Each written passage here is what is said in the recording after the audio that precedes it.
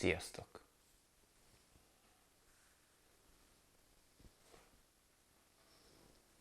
A mai adásban egy igazi Seiko legendát hoztam el nektek. Előjáróban azt kell, hogy mondjam, ha csak egy órám lehetne, akkor ez... Nem, bocs, ez egy hülyeség. Inkább azt mondom, hogy ebben az órában van valami megfoghatatlan, amitől nem lehet megunni. Lehet, hogy csak a felhajtás körülötte, vagy a magával ragadó egyedi forma, nem tudom. De eljött az időpont, hogy mindezt ti döntsétek el.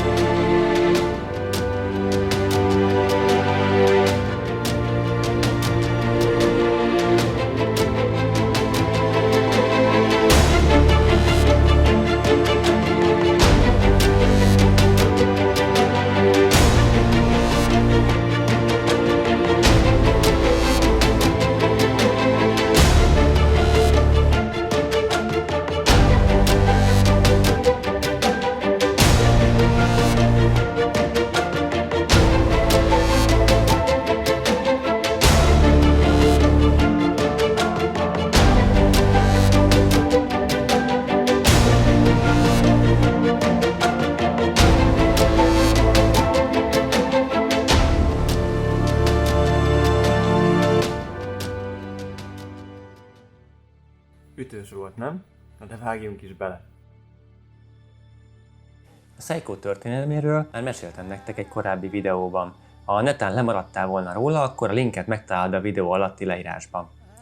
Emlékezzünk vissza, hogy a Seiko 1964-ben alkotta meg Japán első búváróráját, a 62 Mast.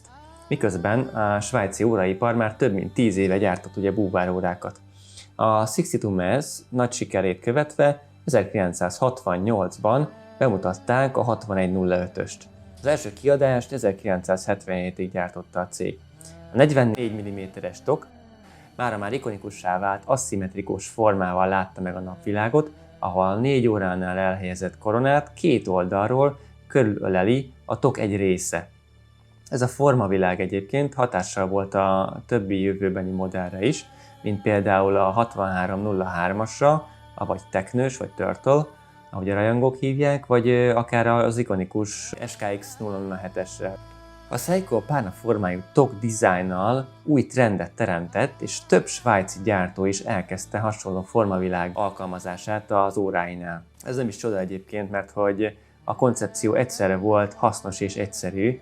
A kialakított formának köszönhetően a tok vezette az ujjat a lünetta körül, fokozva az ergonómiát, továbbá nagymértékben védte a koronát az esetleges sérülésektől, és végül a lekerekített formák miatt kevésbé volt hajlamos, hogy beleakadjon bármi is. Egyébként a híres japán felfedező Naomi Omura is ezt az órát választotta emberpróbáló felfedezéseihez. Egy Seiko 6105-ös volt vele, mikor például 1976-ban világelsőként 12.500 kilométeren keresztül 18 hónap alatt jutott el egy kutyaszánnal Grönlandból Alaszkába. Vagy amikor elsőként egyedül végigcsónakázta az Amazonast teljes hosszában. Naomi elbeszélése szerint azért választotta egyébként ezt az órát, mert kellett neki egy megbízható és erős óra, ami kiállja a kalandjai során átélt extrém körülményeket. Majd 1979-ben az óra végleg beírta magát a történelembe, amikor feltűnt Martin Sheen karján az Apokalipszis Most című filmben, ahol Sheen alakította Willard kapitányt. Innen adták egyébként neki a rajongók is a nevet, hogy Captain Willard. A film azért is hiteles egyébként, mert a vietnámi háborúban állomásozó amerikai katonák előszeretettel vásároltak a helyiektől 6105-ösöket, a már említett megbízhatósága és szívósága miatt. amire a dzsungel mélyén szükségük is volt. A Seiko 2019-ben kiadta az SLA 033-as modellt, ami a 6105-ös újraértelmezett változata volt, de ez a magas, majdnem 1,5 millió forintos ára, továbbá a 2500 darabos limitációja miatt sokak számára elérhetetlen volt. És akkor elérkeztünk végre 2020-hoz, amikor bejelentették az újabb 6105-ös hasonmást, ami már árban sokkal elérhetőbbé vált sokak számára, ráadásul a tokméretet is csökkentették, hogy még szélesebb körben hordható legyen az óra. Mivel ez a széria egyébként a Prospex kollekció alatt debütált, így őt már a rajongók Willard X-ként szokták emlegetni. Szóval ez az óra egy igazi, meghamisíthatatlan szelete a történelemnek. Figyeljetek, mert érkezik is Willard kapitány. Lefogadom, hogy ilyen csomagolást még nem láttatok.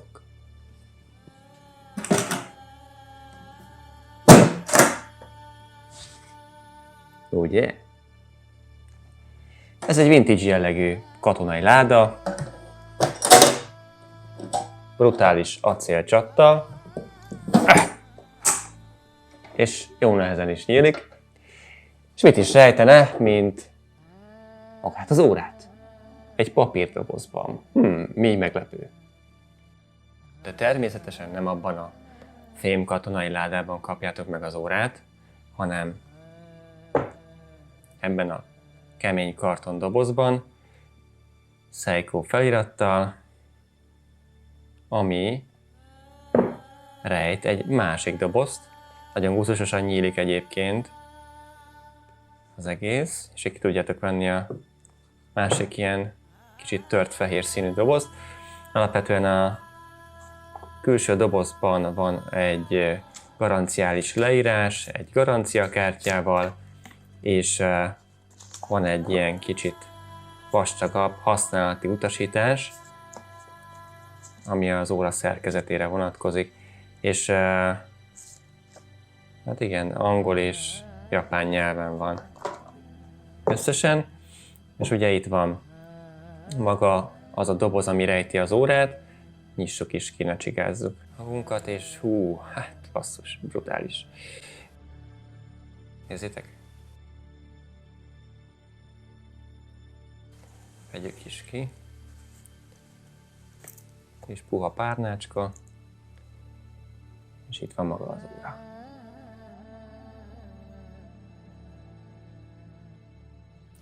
Szerintem kamerán nem jön el, de valami hihetetlenül jó érzés kézbe fogni. És nagyon-nagyon jó minőséget sugároz magából az óra. Össze van rakva, szépek a felületek, a kidolgozás. De szerintem ezt nézzük is meg most gyorsan közelebbről. Tehát, mondjuk ki bátran, hogy egy több mint 50 éves dizájnról beszélünk, és hogy ma is milyen jól néz ki. Szerintem, ha 50 év múlva ránézünk, akkor is ugyanilyen jól fog kinézni. A 2020-as kiadás 3 változatban érhető el. Az első, ez az SPB 151J1-es szürke-fekete acélcsattal. A második, az SPB 153J1-es, mely olívazöld színű és fekete szilikon szíjat kapott. És a harmadik, az pedig az SPB 183J1-es, egy 5500 darabos limitált kék színű acélcsattos változat. A tok anyaga egyébként rozsdamentes acél, és DiaShield bevonattal van kezelve, ez a Seiko sajátja, mely elvileg 5-ször ellenállóbb a hagyományos acélnál. A tapasztalat egyébként az, hogy tényleg ellenállóbb, mint az acél tokok, viszont a bevonat miatt, hogyha megsérül a DiaShield, akkor sokkal csúnyábban látszik a sérülés rajta, mint az acélos társain, és javítani is sokkal nehezebb ezáltal. A tok szélessége az eredeti órának ugye 44 mm-es, na most ennek az új kiadásnak csupán 42, de mérjük is le, mert az a biztos. 42,1 mm-es szélességű, üveggel együtt 13,3 mm vastag az óra, a menetes korona az 6,3 mm-es, a tokfülek távolsága 45,9 mm-es, és a tokfülek szélessége pedig majdnem 20 mm, tehát igazából 20 mm-es szíjakkal tudjátok öltöztetni az órát. Egyébként a hozzáadott gyári csat az 20 mm-ről szűkül 17,6 mm-re, majd a csatzárnál visszaugrik 19,7 mm-re. A csat vastagsága pedig 3,8 mm. A csatzár külseje egyébként préselt acélból van, belseje pedig gépi megmunkálással lett megoldva. Ugye 4 mikroállítási lehetőségünk van, illetve van egy búvárbővítési lehetőségünk is. Itt ezen az oldalon, amit kinyitunk, akkor láthatjuk, hogy ha végre egyszer kinyílik, hogy hát nem a legesztétikusabb megoldás, úgyhogy ez szerintem csak búvárkodáshoz ajánlott használni, mert egyébként hát elég csúnyana. A visszazárásával is vannak azért problémák, mint látjátok, nem a legszerencsésebb visszazárás, nem a sikerült. Úgyhogy az ilyen, egyébként a csatzár eléggé hangosan csörög gyárilag, ugyanis itt a dupla nyomógombos mechanika alatt lévő kis kitámasztó lemez az eléggé félre lett méretezve, és így ott csörög a nyitó mechanika alatt, úgyhogy igazából ki kellett bélelni egy ilyen kis szilikon párnácskával, hogy kultúrát hangja legyen, mert az órának egyébként prémium érzetét hát nagyon-nagyon elveszi a zörgő csatzár. Úgyhogy ennyit erről, viszont a csat az nagyon szép és nagyon kényelmes. A másik dolog pedig, hogy a csatvégek, ha már itt tartunk a problémáknál, a csatvégeknél a tokfül szélesebb, mint maga a csatvég, a végső szem, és így nézzétek, így lötyög. Itt játszik a tokfülek között. De hát, könyörgöm, ez az óra, még nem mondtam nektek, de 475 000 forintba kerül, tehát, hogy majdnem $500 000 ne játszon. Vagy játszon máshol, értitek, más órán. Ugye ez már egy luxus kategória, ennyi pénzért elvárható lenne, hogy normális legyen a végszem, de hát sajnos nem így van. Aztán elérkeztünk az üveghez. Ez viszont fantasztikus. Az óraüveg, ez egyébként zafírból van, és enyhén dóm. Maga az üveg, ha megnézitek. A legjobb dolog egyébként benne, hogy van egy ilyen elég éles letörés a szélénél, és emiatt optikai torzulás jön létre, ahol a számlapon lévő percosztás így megduplázódik. És ettől nagyon-nagyon jó pofa lesz az egész óra számlapja, szóval ez a kristály szerintem teli találat. Aztán a lünetta, ha már itt tartunk, az egy acél lünetta, ugye alumínium betéttel, a 12 óránál lévő háromszögben van egy Serco Lumibright pötty, tehát a világít a sötétben, és el kell, hogy mondjam, hogy rengeteg búvárórám volt, de ennek a mechanikája, a hangja, az érzése, ez teli találat, tehát hogy ez fantasztikus. Egyetlen egy probléma van csak vele, hogy az alumínium betét az félre van pozícionálva, és a 12 órás pötty vagy háromszög nem klikkelődik be pont a percosztásnak a 12 órás vonalához. Sajnos két klik közé esik, úgyhogy ez is egy olyan dolog, hogy szerintem ennyi pénzért már elvárható lenne, hogy pont ugyanoda essen a háromszög, ahova a számlapon lévő percosztás. De hát ez van. A másik nagyon-nagyon király dolog egyébként, a maga ugye a tok formája, ugye ez egy teknős páncél formájú tok.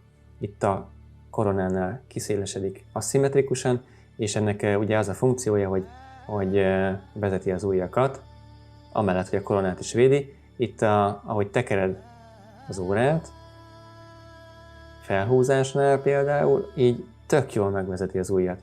Ez a tok rész. Fantasztikus. És ha megnézitek alul, akkor itt van egy ilyen kis bemarás az alsó részen, itt pont a koronánál, ami azt a célt szolgálja, hogyha a mutató ujjad oda kerül alá, akkor így pont beleharap az ujjad a koronába. Valami stabil és ergonomikus, nagyon jó érzés. Úgyhogy ezt fantasztikusan kitalálták, és ugye a tok formája miatt a lünettánál is ugyanez érvényes, tehát amikor tekered, akkor ugyanúgy vezeti a tok széle az ujjaidat a lünettán, és fantasztikusan jól lehet tekerni ezáltal.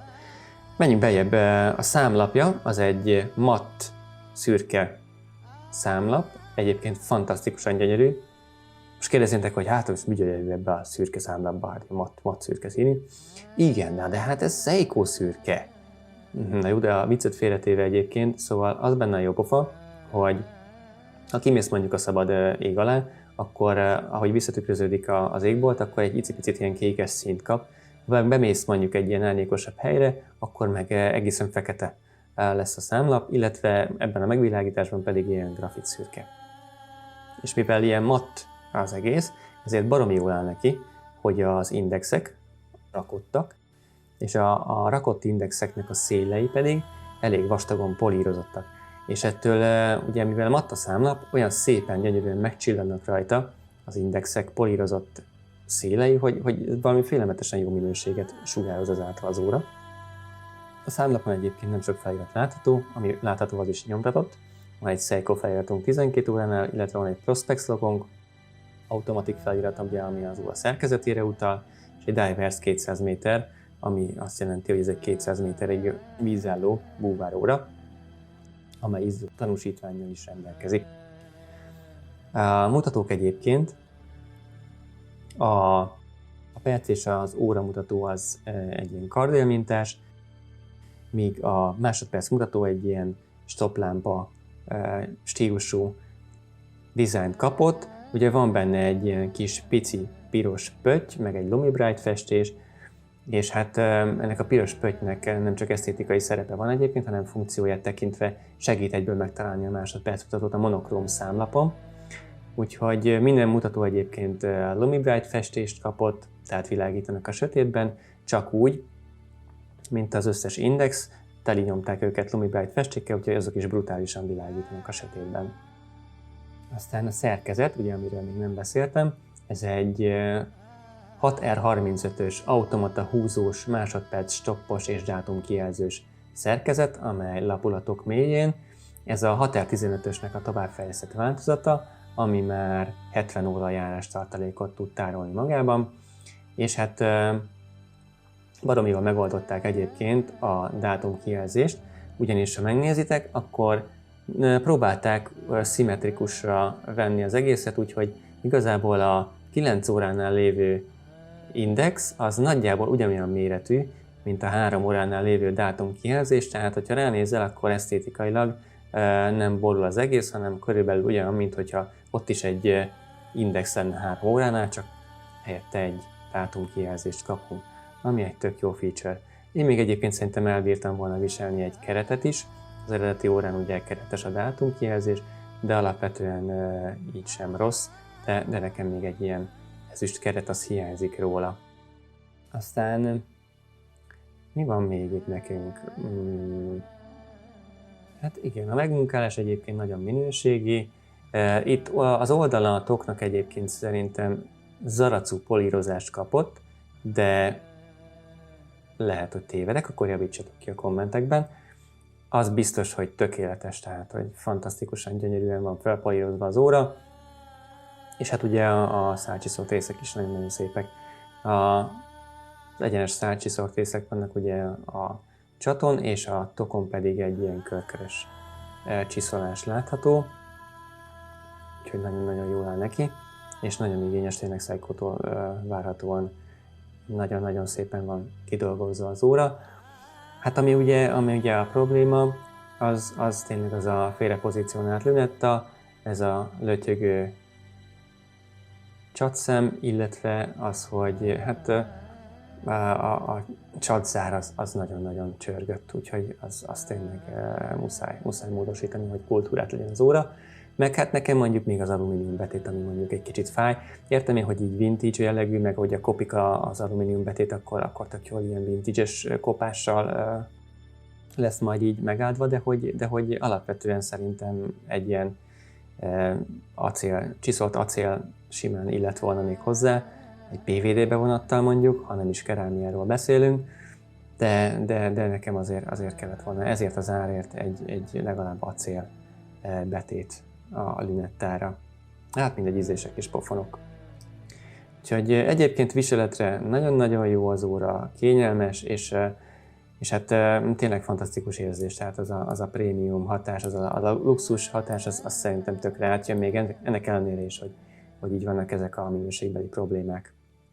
Úgyhogy hátlapjáról még nem beszéltünk, ugye a hátlapja az egy sima tömör menetes hátlap, Seiko Tsunami logóval és a szokásos feliratokkal a vízállóságról, a zafírkristályról, illetve szerkezetről és az óra sorozatszámáról, illetve még azt nem mondtam el, hogy ez az óra Japánban készült, úgyhogy ez a felirat is rajta van, hogy ez egy Japánban készült óra. Jó, szerintem mindent elmondtam, amit tudni kell. Igazából egy olyan furcsa dolgot olvastam, hogy ez a lünetta, ez ugyanolyan jó, mint a Rolexeken lévő lünetta. Sajnos erre nem tudok mit mondani, mert Rolexet még nem fogtam a kezemben, de ha valakinek közületek van esetleg Rolexe, és bemenne mondjuk egy boltba megpörgetni egy ilyen órát, írja már meg a kommentekbe, hogy milyen érzés, hogy hasonlítsa össze, hogy tényleg van olyan jó ez a lünetta, mint a Rolexeké. Nekem egyébként az a véleményem, hogy ez egy brutálisan jó lünetta, és nekem ennél jobb nem is kell. Na, de elég is a beszédből, nézzük is meg, hogy néz ki ez a csuklónkon, mert ugye az a lényeg. Így is néz ki. Egy 18 centis csuklón. Baromi jó. Szerintem tökre átjön a filmbéli hatása. Vagy nem is tudom, az egész, tehát olyan rohadt jó. Tök jó, beül a kézre, abszolút nem fejnehéz ezzel a csattal, amit adnak hozzá. Teljesen jól ki van egyensúlyozva az óra. Nagyon szép. De hoztam nektek még hozzá szíjakat, hogy nézzétek meg azzal is, mert szerintem az lesz a mondás, hogy a szíjak nagyon-nagyon jól állnak ennek az órának. Nézzük is meg! Először egy ilyen szilikon szíjat fogunk megnézni, egy ilyen Uncle Seiko stílusú waffle szilikon szíj.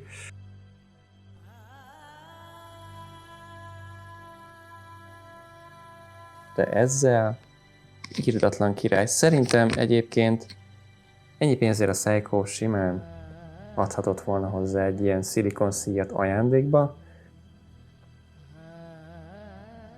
mert hogy nagyon-nagyon illik az órához.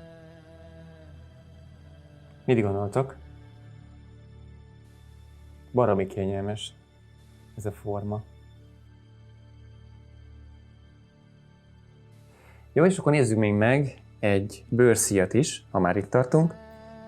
Ez egy Hirsch Mariner bőrszíj egyébként, mert láthattátok egy előző adásban. Nagyon szeretem. 20 mm-es vízálló. Ezzel se rossz. Meg kell, hogy mondjam. Mit gondoltok, megér ez ennyi pénzt? Vagy csak nagy a körítés? Írjátok meg nekem. Nagyon kíváncsi vagyok, mit gondoltok. Ez egy olyan luxusóra, ami igazából tényleg nagyon sokba kerül, és jó, persze, nyilván vannak ilyen milliós órák is, nem azt mondom, csak hogy ez már tényleg egy olyan kategória, aminek kifizetsz rengeteg pénzt, és azért vannak hibái. de van benne valami elbűvölő, egy olyan bája van az egésznek, vagy nem is tudom, lehet, hogy tényleg ez a hagyatékos dolog, attól ennyire elbűvölő és magával ragadó, és a kényelem is, amit így ugye ad az óra, az lehet, hogy az éri el, hogy állandóan hordani akarod, és imádod. Köszönöm, hogy velem tartottatok. Iratkozzatok fel a csatornámra, ha még eddig nem tettétek meg, hogy nem maradjatok le az új videókról, és vigyázzatok magatokra.